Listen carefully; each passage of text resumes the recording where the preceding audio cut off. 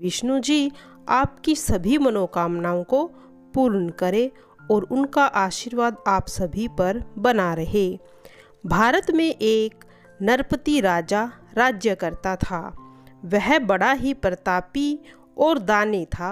वह नित्य प्रतिदिन मंदिर में दर्शन करने जाता तथा ब्राह्मण और गुरु की सेवा किया करता था। इसके द्वार से कोई भी निराश होकर नहीं लौटता तथा वह प्रत्येक गुरुवार को व्रत रखता एवं पूजन करता था। हर दिन गरीबों की सहायता करता था, किंतु ये सब बातें रानी को अच्छी नहीं लगती थी। वह न व्रत करती न किसी को दमड़ी दान में देती थी तथा राजा से भी ऐसा करने के लिए मना करती थी। एक समय की बात है, राजा शिकार खेलने वन में गए। घर पर रानी और दासी थी। उस समय गुरु भगवान एक साधु का रूप धारण कर राजा के द्वार पर भिक्षा मांगने गए। तब रानी कहने लगी, हे साधु महाराज, मैं इस दान पुण्य से तंग आ गई हूँ। मेरे से घर का कार्य तो समाप्त नहीं होता। इस कार्य के लिए तो मेरे पति देव ही बहुत है। अब आप ऐसी कृपा करें कि यह सब धन नष्ट हो जाए तो मैं आराम से रह सकूं। साधु बोले, हे देवी, तुम तो बड़ी विचित्र हो। संतान और धन से कोई दुखी होता है, इसको तो सभी चाहते हैं। पापी भी पुत्र और धन की इच्छा करता है। अगर आपके पास धन अधिक है तो भूखे मनुष्य को भोजन कराओ, प्याऊ लगवाओ, ब्राह्मणों को दान दो, धर्मशाला, तालाब, कुआं, बावड़ी, बाग बगीचे आदि का निर्माण करवाओ। निर्धन मनुष्य की कुंवारी कन्याओं का ब्याह करवाओ और अनेक यज्ञ आदि धर्म करो। इस प्रकार के कर्मों से आपके कुल और आपका नाम परलोक में सार्थक होगा और स्वर्ग की प्राप्ति भी होगी। मगर रानी को इन बातों से कोई खुशी नहीं हुई। वह बोली, हे साधु महाराज, मुझे ऐसे धन की आवश्यकता नहीं जिसको और मनुष्य को दान दूं और जिसको रखने और उठाने में मेरा सारा समय बर्बाद हो जाए। साधु ने कहा, हे देवी, तुम्हारी ऐसी इच्छा है तो ऐसा ही होगा। मैं तुम्हें बताता हूँ, वैसा ही करना। बृहस्पतिवार के दिन घर को गोबर से लीपना, अपने केशों को धोना, केशों को धोते समय स्नान करना, राजा से कहना कि वह हजामत करवाए, भोजन में मांस मदिरा खाना, कपड़े धोबी के यहाँ धुलने डालना। इस प्रकार 7 बृहस्पतिवार करने से तुम्हारा धन नष्ट हो जाएगा। ऐसा कहकर साधु वहाँ से अंतर्ध्यान हो गए। रानी ने साधु के कहे के अनुसार वैसा ही किया। 3 बृहस्पतिवार ही बीते थे कि सारा धन नष्ट हो गया और भोजन के लिए दोनों तरसने लगे। सांसारिक दुखों से दुखी रहने लगे। तब राजा ने रानी से कहा कि तुम यहाँ रहो, मैं दूसरे देश जाता हूँ, क्योंकि यहाँ पर मुझे सभी मनुष्य जानते हैं, इसीलिए कोई कार्य नहीं कर सकता। देश चोरी परदेश भीख बराबर हैं। ऐसा कहकर राजा परदेश चला गया। वो वहाँ लकड़ी काट कर जंगल से लाता, शहर में बेचता। इस तरह जीवन व्यतीत करने लगा। इधर राजा के घर रानी और दासी दुखी रहने लगी। किसी दिन भोजन मिलता और किसी दिन पानी पीकर ही रह जाती। एक समय रानी और दासी के 7 दिन बिना भोजन के बीत गए तो रानी ने दासी से कहा, हे दासी, यहाँ के पास में ही मेरी बहन रहती है। वह बड़ी धनवान है। तू उसके पास जा और 5 सेर अनाज ले आ, जिससे कुछ समय के लिए हमारा गुजारा हो जाएगा। इस प्रकार रानी की आज्ञा मानकर दासी उसकी बहन के घर चली जाती है। रानी ने की बहन उस समय पूजन कर रही थी, क्योंकि उस रोज बृहस्पतिवार था।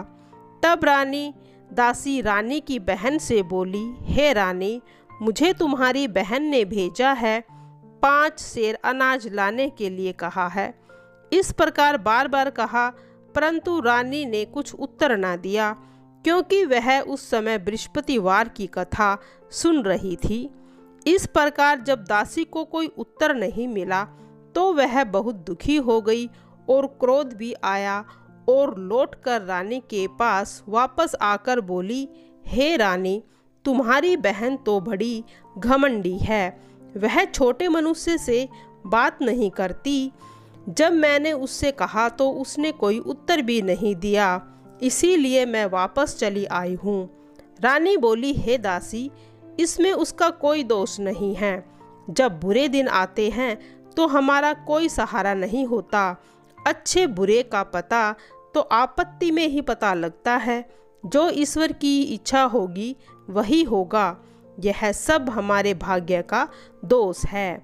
उधर उस रानी ने सोचा, मेरी बहन की दासी आई थी, परंतु मैं उससे कुछ न बोल सकी। इससे उसको बहुत दुख हुआ होगा।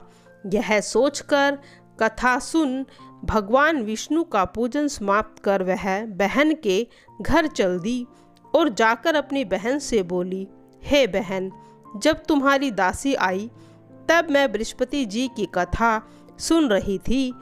जब तक कथा होती है न उठते हैं न बोलते हैं, इसीलिए मैं न बोली। कहो दासी, क्यों आई थी? रानी बोली, बहन, हमारे घर अनाज नहीं था। वैसे तुमसे कोई बात छुपी नहीं है, इसीलिए मैंने दासी को 5 सेर अनाज लाने के लिए भेजा था। रानी बोली, देखो, बृहस्पति देव सबकी मनोकामनाएं पूर्ण करते हैं। देखो, शायद तुम्हारे घर में अनाज रखा हो। इस प्रकार जब रानी ने सुना तो वह अंदर गई। वहाँ उसे एक बड़ा पात्र मिला जिसमें अनाज भरा हुआ था और रानी और दासी देखकर बहुत खुश हो गई। तब दासी कहने लगी, हे रानी, वैसे तो हमको अन्न नहीं मिलता और हम रोज व्रत ही तो करते हैं। अगर इनसे व्रत की विधि तथा कथा पूछ ली जाए तो हम भी इस व्रत को किया करेंगे। तब रानी ने अपनी बहन को बताया कि हे बहन, बृहस्पतिवार का व्रत क्यों करते हैं तथा यह व्रत कैसे करना चाहिए। रानी की बहन ने कहा, गुरु के व्रत में चने की दाल मुनक्का से विष्णु भगवान का केले की जड़ में पूजन करो, वह कहानी सुनो और पीला भोजन करो। इस प्रकार से गुरु भगवान प्रसन्न हो जाते हैं, अन्न पुत्र धन देते हैं, मनोकामना पूर्ण करते हैं। इस प्रकार रानी और दासी ने निश्चय किया कि अब वह हर बृहस्पतिवार को भगवान का पूजन करेगी। 7 रोज बाद जब बृहस्पतिवार आया तो उन्होंने व्रत रखा और गुड़साल से जाकर चना और गुड़ बीन लाई तथा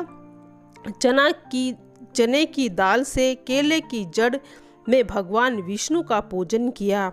अब पीला भोजन कहाँ से आवे, सोचकर बेचारी बड़ी दुखी हो गई, परंतु उन्होंने व्रत किया था, इसीलिए गुरु भगवान प्रसन्न थे।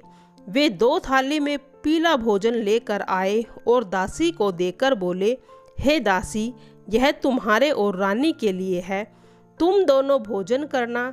दासी भोजन पाकर प्रसन्न हुई और रानी से बोली, चलो रानी जी, भोजन कर लो।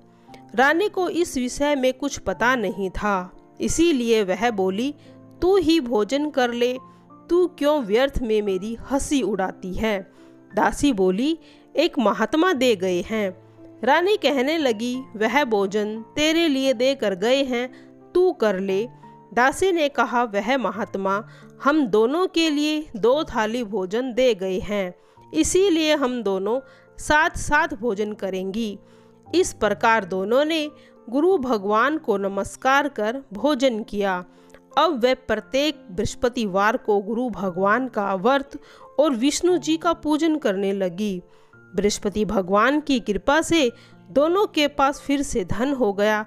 रानी फिर उसी प्रकार से आलस्य करने लगी तो दासी बोली, देखो रानी, तुम पहले भी ऐसे ही आलस्य करती थी। बड़ी मुसीबतों के बाद हमने धन पाया है, इसीलिए हमें दान पुण्य करना चाहिए। भूखे मनुष्य को भोजन कराओ, पाठशाला आदि का निर्माण कराओ, कुंवारी कन्याओं का विवाह कराओ, धन को शुभ कार्यों में खर्च करो, जिससे तुम्हारा कुल का यश बढ़ेगा, स्वर्ग प्राप्त होगा और पितर भी प्रसन्न रहेंगे। जब रानी ने इस प्रकार के कर्म करने आरंभ किए तो उनका यश काफ़ी फैलने लगा। एक दिन रानी और दासी विचार करने लगी, राजा न जाने किस प्रकार होंगे, उनकी कोई खबर नहीं है। गुरु भगवान से उन्होंने प्रार्थना की तो भगवान ने राजा को स्वप्न में कहा, हे राजा, उठ, तेरी रानी तुझको याद करती है, अपने देश को जा। राजा प्रातः उठा और सोचने लगा, स्त्री जाति खाने और पहनने की संगनी होती है, पर भगवान की आज्ञा को मानकर वो अपने नगर के लिए रवाना हुआ। इससे पूर्व जब राजा परदेश आया तो दुखी रहने लगा। वह प्रतिदिन जंगल में से लकड़ी लाता और उन्हें शहर में बेचकर अपना जीवन व्यतीत करता था। एक दिन राजा अपनी पुरानी बातों को याद करके दुखी होकर रोने लगा। तब बृहस्पति देव एक साधु का रूप धारण कर आए और राजा के पास आकर बोले, हे लकड़हारे, तुम इस जंगल में किस चिंता में डूबे हुए हो, मुझे बताओ। यह सुन राजा की आंखों में आंसू भर आए और साधु की वंदना कर बोला, हे प्रभु, आप सब कुछ जानने वाले हो। इतना कह साधु को अपनी सारी व्यथा बतला दी। महात्मा दयालु होते हैं, उससे बोले, हे राजा, तुम्हारी स्त्री ने बृहस्पति देव का अपमान किया था, इसी कारण तुम्हारी यह दशा हुई है। अब तुम किसी प्रकार की चिंता मत करो, भगवान तुम्हें पहले से भी अधिक धन देंगे। देखो, तुम्हारी स्त्री ने गुरुवार का व्रत आरंभ किया है। अब तुम मेरा कहा मानो, बृहस्पतिवार का व्रत करके चने की दाल गुड़ जल के लोटे में डालकर केले की जड़ की पूजा करो, कथा कहो और सुनो। भगवान तुम्हारी सभी मनोकामनाओं को पूर्ण करेंगे। साधु को देख राजा बोला, हे प्रभु, लकड़ियाँ बेचकर मुझे इतना पैसा नहीं मिलता जिससे भोजन करने के बाद कुछ बचा सकूं। मैंने रात्रि को ही अपनी रानी को व्याकुल देखा है। मेरे पास कुछ भी नहीं है जिससे उसकी खबर मांग सकूं, और कौन सी कहानी कहूं यह भी मुझे मालूम नहीं। साधु ने कहा, हे राजा, तुम किसी बात की चिंता मत करो। बृहस्पतिवार के दिन तुम रोजाना की तरह लकड़ियां लेकर शहर जाओ। तुम्हें रोज से भी दुगना धन प्राप्त होगा, जिससे तुम भली भांति भोजन कर लोगे और बृहस्पति देव की पूजा का सामान भी आ जाएगा। और फिर उसके बाद बृहस्पति देव की कथा भी कहना। इस तरह कहानी कहकर साधु देवता वहाँ से लोप हो गए। धीरे धीरे समय गुजरने पर फिर बृहस्पतिवार का दिन आया। राजा जंगल से लकड़ी काटकर शहर में बेचने गया। उस दिन उसे और दिनों से भी अधिक धन मिला, जिससे राजा ने चना गुड़ आदि लाकर गुरुवार का व्रत किया। उस दिन से उसके सभी दुख दूर हुए। परंतु जब दूसरा गुरुवार आया तो वह व्रत करना भूल गया। इस कारण बृहस्पति देव नाराज हो गए। उस दिन उस नगर के राजा ने विशाल यज्ञ का आयोजन किया तथा शहर में यह घोषणा करवाई थी, यदि कोई मनुष्य अपने घर में भोजन न बनावे, समस्त जनता मेरे यहाँ भोजन करने आए। इस आज्ञा को जो न मानेगा उसे फांसी की सजा दी जाएगी। इस तरह उस राजा की आज्ञा अनुसार सभी लोग भोजन करने आए, लेकिन लकड़हारा कुछ देर से पहुंचा। इसीलिए राजा उसको अपने महल में ले गए और भोजन करा रहे थे। रानी की नज़र उस खूंटी पर पड़ी जिस पर उसका हार लटका हुआ था। वह वहां दिखाई नहीं दिया। राजा ने निश्चय किया कि मेरा हार जरूर इस मनुष्य ने चुराया है। उसने सैनिकों को बुलाकर लकड़हारे को जेल खाने में बंद करवा दिया। एक दिन राजा जेल खाने में दुखी होकर विचार करने लगा कि कौन से पूर्व जन्मों के कर्म में मुझे यह दुख प्राप्त हुआ है, और साधु को याद करके जो उसे जंगल में मिला था। अचानक उसी समय बृहस्पति देव साधु के रूप में प्रकट हुए और उसकी दशा देखकर कहने लगे, अरे मूर्ख, तुझे बृहस्पतिवार की कथा नहीं कही, इस कारण तुझे यह दुख प्राप्त हुआ है। अब तू चिंता मत कर, बृहस्पति देव के वार के दिन तुम्हें जेल खाने के दरवाजे पर 4 पैसे पड़े मिलेंगे, जिससे तू बृहस्पति देव का पूजन करना, तेरे सभी कष्ट दूर हो जाएंगे। उसे बृहस्पतिवार के दिन 4 पैसे पड़े मिले। तब राजा ने कथा कही। उसी रात को बृहस्पति देव ने उस नगर के राजा को स्वप्न में कहा, हे राजा, तुमने जिस आदमी को जेल खाने में बंद करा है वह तो निर्दोष है, वह भी राजा है, उसे छोड़ देना। रानी का हार उस खूंटी पर ही लटका मिलेगा। अगर तूने ऐसा नहीं किया तो मैं तेरे संपूर्ण राज्य को नष्ट कर दूंगा। इस तरह के स्वप्न को देख राजा प्रातःकाल उठा और खूंटी पर रानी का हार लटका हुआ देखा। तो राजा ने लकड़हारे को बुलाया और उससे क्षमा मांगी और उसको सुंदर वस्त्र और आभूषण देकर विदा कर दिया। गुरुदेव की आज्ञा अनुसार राजा अपने नगर को चल दिया। राजा जब नगर के निकट पहुंचा तो बड़े आश्चर्य हुआ। नगर में पहले से भी अधिक बाग, तालाब और कुएं तथा बहुत सी धर्मशालाएं में मंदिर बन गए। राजा ने पूछा, यह बाग और धर्मशालाएं किसकी हैं? तो लोग कहने लगे, ये सब रानी और उसकी दासी की हैं। तब राजा को बहुत आश्चर्य हुआ और गुस्सा भी आया। ये सब रानी और दासी के हैं तो ये कैसे हुआ? तो रानी ने अपनी दासी से कहा, हे दासी, राजा हमें कितने बुरे हाल में छोड़ गए थे, वो हमारी ऐसी हालत देखकर कहीं वापस लौट ना जाए, इसीलिए तू दरवाजे पर खड़ी हो जाना। आज्ञानुसार दासी दरवाजे पर खड़ी हो गई और राजा आए तो उन्हें अपने साथ ले आई। राजा ने क्रोध में आकर अपनी तलवार निकाल ली और पूछने लगा कि बताओ, तुम्हें यह धन कैसे प्राप्त हुआ है? तब उन्होंने कहा कि यह धन हमें बृहस्पति देव के व्रत से प्राप्त हुआ है। राजा ने निश्चय किया कि 7 रोज बाद तो सभी बृहस्पतिवार का बृहस्पति देव के दिन पूजन करते हैं, लेकिन मैं तो रोजाना दिन में 3 बार कहानी कहूँगा और रोज व्रत किया करूँगा। अब वह हर समय राजा के दुपट्टे में चने की दाल बंधी रहती और दिन में 3 बार उस कहानी को कहता। एक रोज राजा ने विचार किया कि चलो अपनी बहन के यहाँ हो आऊं। यह निश्चय कर राजा घोड़े पर सवार हो अपनी बहन के पास चल दिया। रास्ते में उसने देखा कि कुछ आदमी एक मुर्दे को ले जा रहे हैं। उन्होंने रोककर राजा ने कहा, अरे भाई, मेरी बृहस्पतिवार की कहानी सुन लो। वे बोले, लो, हमारा तो आदमी मर गया है, इसको कहानी की पड़ी है। लेकिन कुछ आदमी बोले, कहो, तुम्हारी कहानी सुनेंगे। राजा ने दाल निकाली, कथा कहने लगा। कथा आधी ही हुई थी तो मुर्दा हिलने लगा। कथा समाप्त हुई तो राम राम करके खड़ा हो गया। आगे चला तो उसे किसान खेत में हल चलाता मिला।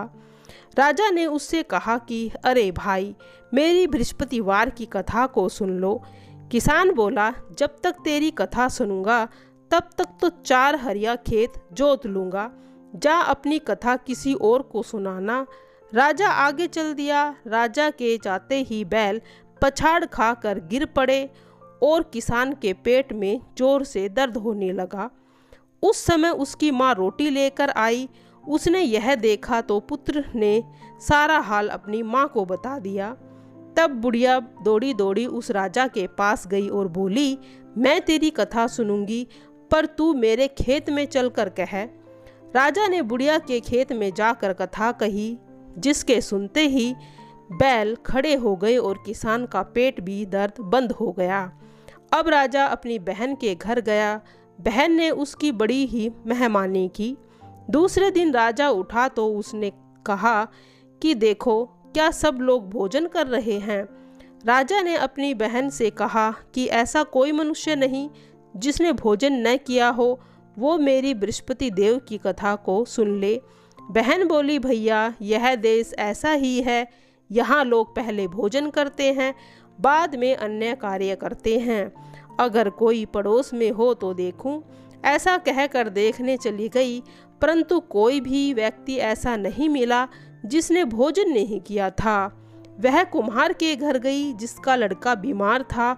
उसे मालूम हुआ वह 3 रोज से भूखा था, क्यों और उसने भोजन नहीं किया था। उसने वहां जाकर बृहस्पति देव की कथा कही, जिसे सुनकर उसका लड़का ठीक हो गया, जिससे राजा की प्रशंसा होने लगी। एक रोज राजा ने अपनी बहन से कहा, हे बहन, हम अपने घर जाएंगे, तुम भी तैयार हो जाओ। बहन ने अपनी सास से कहा। सास ने कहा कि तू चली जा, पर अपने बच्चे को मत ले जाना, क्योंकि तेरी भाई की तो कोई औलाद ही नहीं है। बहन ने राजा से कहा, भैया मैं चलूँगी, पर बालक नहीं जाएंगे। राजा बोला, जब बालक ही नहीं चलेगा तो तू क्या करोगी। दुखी मन से राजा अपने नगर में लौट आया। राजा ने अपनी रानी से कहा, हम निर्वंशी राजा हैं, हमारा मुंह देखने का कोई धर्म नहीं है, और उसने भोजन भी नहीं किया। रानी बोली, हे प्रभु, बृहस्पति देव ने जब हमें सब कुछ दिया है तो औलाद भी देंगे। उसी रात बृहस्पति देव ने राजा के स्वप्न में कहा, हे राजा उठ, तेरी रानी गर्भ से है, सभी सोच को त्याग दे।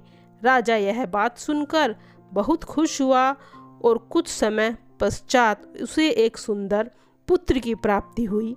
तब राजा बोले, हे रानी, स्त्री बिना भोजन के रह सकती है, पर बिना कहे नहीं रह सकती। जब मेरी बहन आए तो तुम उससे कुछ मत कहना। रानी ने सुनकर हाँ कर दी। जब राजा की बहन ने यह समाचार सुना तो वह बहुत खुश हुई तथा बधाई देने अपने भाई के घर आई।